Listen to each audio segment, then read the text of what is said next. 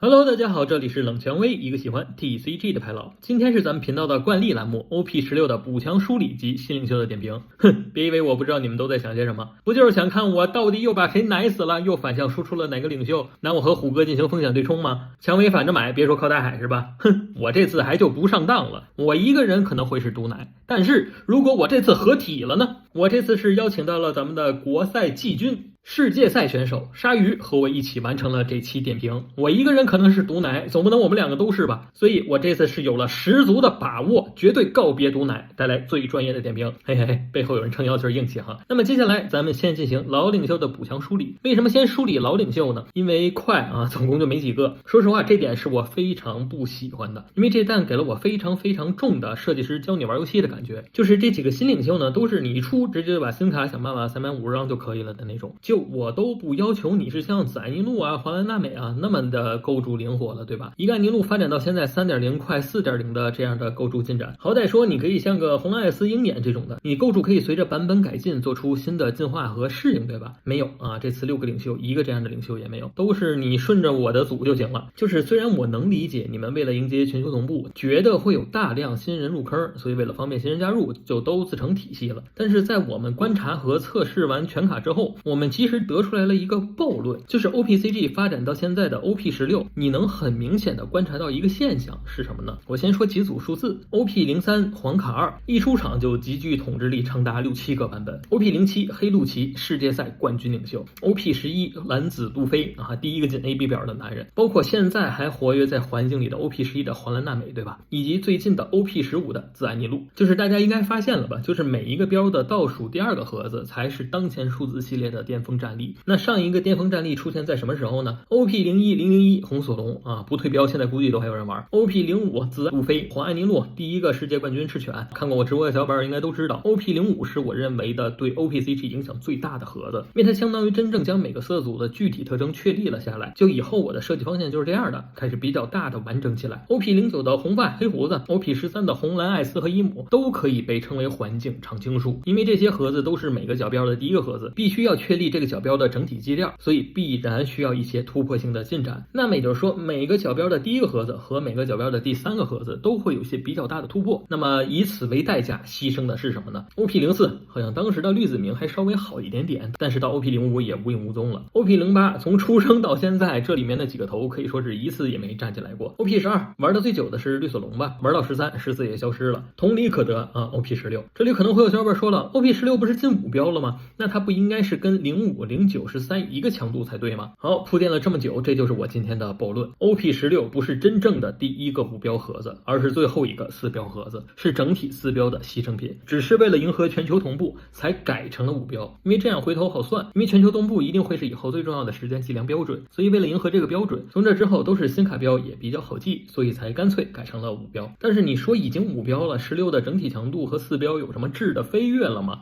我认为是没有的。说这个是干嘛用的呢？就是最近 OP16 的涨势实在是太疯了，我看着都害怕。虽然我也会做这些卡牌生意，大涨对我来说应该高兴才对，但是我还是希望大家冷静看待，不要盲目，不要上头，还是根据自己的需求来。行，关于16的整体基调咱们说完，下面正式补强梳理。先说正经吃补的领袖，就是专门给他出卡了的领袖。红色香克斯正经的给了有3张，其中2张比较有用。第一个是5费的贝克曼，6费拉个10费香克斯出来，确实厉害啊，朴实无华的厉害。本身还是个阻挡者，虽然说超扑亏手，但是你要真阻挡掉个8000、9000、10000的也就不亏手了。下一个是本家防离场的2000边，我都不敢想这要是 OP09 出的世界赛冠军是不是就是红发了。不过虽然补的不错，现在的红发依然还是玩不了，所以大家都在猜测是不是因为17要出红紫香克斯了，所以提前加强一下。如果真是，也不主要收这2张，收老的红发更重要。绿色黄绿罗或者绿波妮啊，利姆也行，这张8费的罗都能用，强度上也是有强度的，因为绿色领袖都是不希望对方去解你的场面，而是打点的，这张罗就能很好的解决这个问题。然后是绿索隆，给了个7费索隆，扔一手差评啊。索隆还是踏实等新6色吧。蓝色的话，乌索普加强我是不理解且没想到的啊，给了2张。2费乌索普弹个5，说实话现在不一定有用，以后也不一定。7费索隆攻击时抽1，只能说是个7费雷贝卡7+7多了个选择吧。紫色给的是汉尼拔2张，咱就是说一直给补一直补，包括点子上也是没谁了啊。2费检索很重要，既是领袖技能 cos 又能赚牌，非常不错。8费的麦哲伦死了挺厉害，问题是怎么死？登登场时炸一个东，恶心归恶心，但是环境里只要有安妮路就等于没用，所以汉尼拔的主要问题是需要一个更有落地影响力的大哥。黑色的话直接全无，没想到啊，以前是紫色自私，这单变成了黑色自私。黄色的话是黄蓝女帝，两个能从血里跳出来的阻挡，因为之前女帝的阻挡只有一个关心女帝嘛，拔对面血不够主动，这下多了两个，但是因为女帝本身卡位比较紧张，不知道后续能不能腾出卡位，可能能有所改变，希望有黄色小伙伴帮忙测试了。黄黑莫利亚给了个触发莫利亚啊，触发时一血以下可以从墓地拉撒，厉害归厉害，主要问题是怎么给他坐在那个位置。那么补强梳理完了，咱们就要进入大家最爱看的环节了，那就是领袖强度排序。首先声明，依然不是这6个领袖之间进行排序，而是考虑到环境影响力的一个排序，然后也是我们的主观排序，不代表一定对，一切以发售后的具体结果为准，我们只是一个参考，不是最终结果。那么接下来这6名领袖从高到低的一个排序是：紫安妮路大于蓝巴基，大于蓝绿路飞，大于黑大河，大于紫战国，大于红艾斯，大于黄黑黑胡子。首先紫安妮路放在这6个领袖感觉都打不过安妮路，然后就是即便能打过安妮路也动摇不了安妮路的地位，所以干脆就把安妮路放出来用来表达观点了。那么还是国际惯例，从后往前聊，先聊黄黑胡子，这个可能会是大家最有争议的点了，因为目前市面上的普遍观点其实是黑胡子应该挺厉害的，毕竟 SEC 也是他，漫画事件也是他，然后单卡质量也不是很弱，但是为什么我直接给他放在最后了呢？有这么几点原因。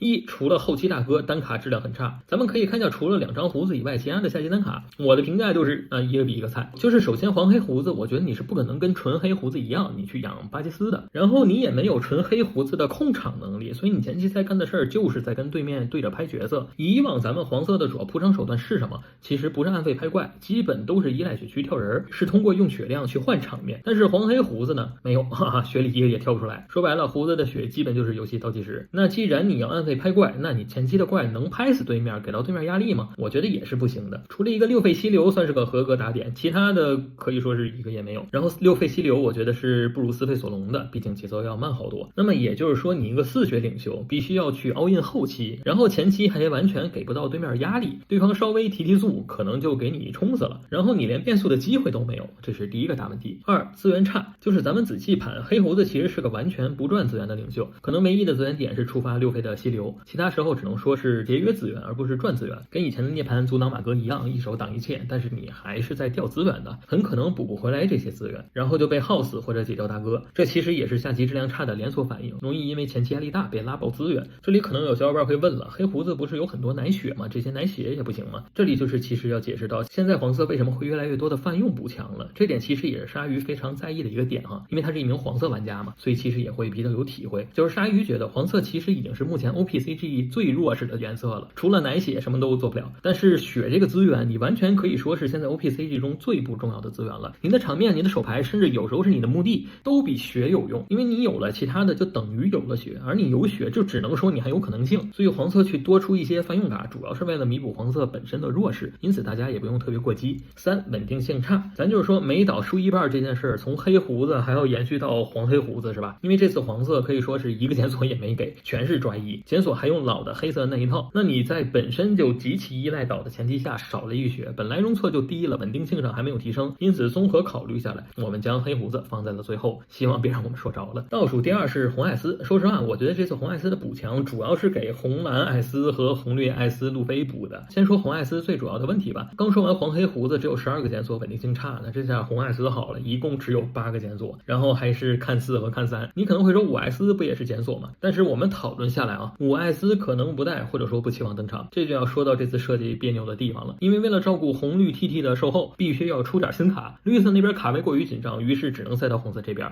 就设计出了2张特别别扭的新卡，检索艾斯和4费路飞。首先是5费的艾斯，因为这里5费有张特别厉害的老卡，就是1:01的5费乙藏。首先是登场时可以给自己贴一个东，然后享受到领袖的8000速攻效果，2效果是扔一手当2000边，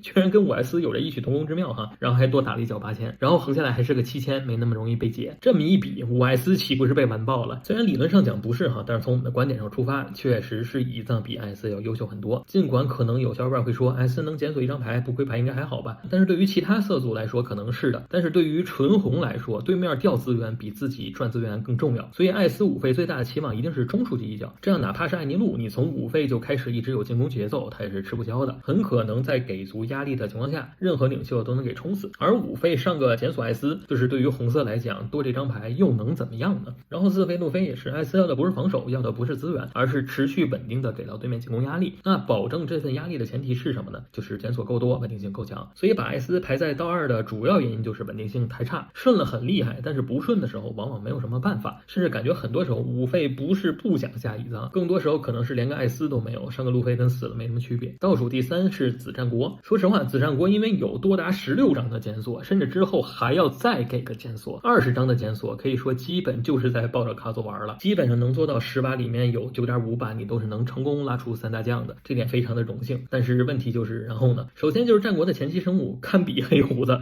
就是你在不停的做检索，然后争取到8费时准时变出3大将，但是以此为代价，你需要牺牲的是什么呢？前期的节奏、中期的资源以及后期的可能。为了凑齐3大将，你前期就是在检索加吃血，甚至没有别的事可做，对方可以说是几乎没有任何压力的。然后为了出3大将，你瞬间就要倾泻光东和手牌。这里如果说你场面压力很小，不需要开黄猿的效果，那么你下播还能有7个东，这种情况下再续一个大将，整体节奏就还算比较流畅。但是往往是因为前期让节奏让的太多了，黄猿被迫要开效果，下轮就5个东，跳完也才6个，等于还是什么都干不了，那你节奏基本上就是亏麻了。然后又因为这一轮牺牲了太多资源，大概率陷入后期乏力的状态，有点闲者时间那种意味了。这就是本身构筑所带来的问题，用句高级的话说就是支持，你所做的事情太容易被人预测了，所以就显得不厉害了。说完构筑的问题，就是运气的问题。子战国这个领袖是目前我看起来最要求头子必须赢的领袖，就是我甚至头回见到后手没有意义的领袖。然后这个环境大家又都会去跟你抢先手，一把头子不能输的领袖，你比红黑萨博都牛逼。正数第3给到黑大河，说实话一开始挺觉得大河不知所云的，但是越出越觉得还行，越出越觉得还行，结果放完了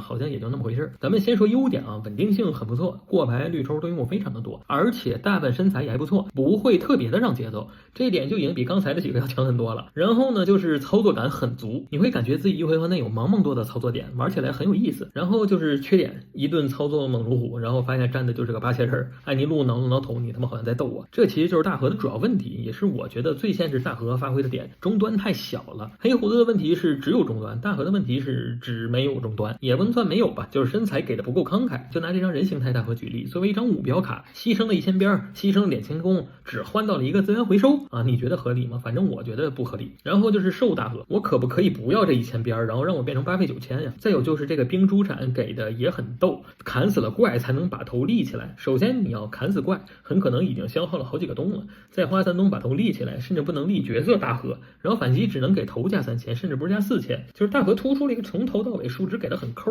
如果这俩大河都是9000身材，实力一定能再上一个台阶，但是都是8000的话，就再磨练磨练吧。之后咱们的詹蓝两兄弟，说实话，之所以把蓝色给的高，是因为打艾尼路你不能没资源，没资源基本上就是完全没机会，所以大部分情况下要么詹蓝，要么詹黄，再有就是詹绿去拖，否则可能很难靠前了。先说第2名的蓝绿路飞，优势就是有类似紫艾尼路的展开方式和小公屏的打点，配合头的效果，都是那种一回能扑出一大堆有效公屏的横战领袖，再加上也有中后期的高质量生物进行节奏上的弥补，整体的进攻节奏就会很立体，所以基本上不用我过多的介绍，大家光看卡就能知道路飞是怎么个运作模式了，非常的简单粗暴直接。相较于本应是快攻领袖的黄海斯，路飞反而更是快得多，而且还对手牌质量要求没那么高，毕竟本身检索过牌很多，这点有那么些像绿子路飞了。因此说实话，我确实觉得路飞会是个很不错的竞技型快攻领袖，但是还是时势造英雄，路飞前期的人都太小了，可能很多领袖真就顺手就给你清了，或者说一旦环境里真就蓝绿路飞最多，大家想针对也很好针对，再加上路飞是比较需要节奏上的持续性和连贯性的，前期就是利用自己的小人持续性的给到对面进攻压力，然后中后期就需要通过女帝颠拍把场面立体化，逐步从小人中把结束比赛的重任接过来了。但是问题就是一个是本家的检索都是看3，范围太小，可能找不到女帝，或者前面有更重要的看下去的就再也循环不上来了。再有就是蓝色的都是登场抽1，抽不着就是真的抽不着，本质就是因为蓝绿路飞没有像安妮路的 SEC 安妮路的那种本身既是重要节奏又是资源调度的强力单卡，所以会特别要求排序，顺了直接无敌，但是中间一旦出现节奏断层，可能只是1回合都有很大可能被翻盘。最后是蓝巴基，蓝巴基排得这么高，唯一的原因就是给到他的领袖技能，是目前唯一一个不怕解场的蓝色领袖。你知道蓝色玩家们等这一刻等了有多久吗？甚至想回去跟陆琪较量较量，因为你不管解他多少的小人，最后都会再变成一个6000人出来，然后他很多东西又非常的烦人，你不解只会更难受，最后只会越解场面越大，然后只要犯人一暴动就给你踢死了。伊姆安妮路为什么么烦啊？不就是因为场面处理不掉吗？黑色有了，紫色有了，这下终于轮到蓝色了，他真的我哭死。但是你要说巴基真就无敌了吗？我觉得也完全不是。先说优点嘛，就是最简单直接的，场面大，资源多。就是你要按现在的 OPCG 最重要的资源排序，一定是场面大于手牌大于血量，所以只要是能铺场的领袖，天生就高人一等。如果再能有比较充足的资源，就是高上加高。巴基能同时拥有这2点，属实是难能可贵，因此我觉得他值得被排到本单第1的位置。但是你要说这个领袖真就一点问题没有吗？那肯定也不是。首先一个是稳定性上的问题，毕竟1标的银佩尔都退标了，巴基现在是没有稳定检索用的，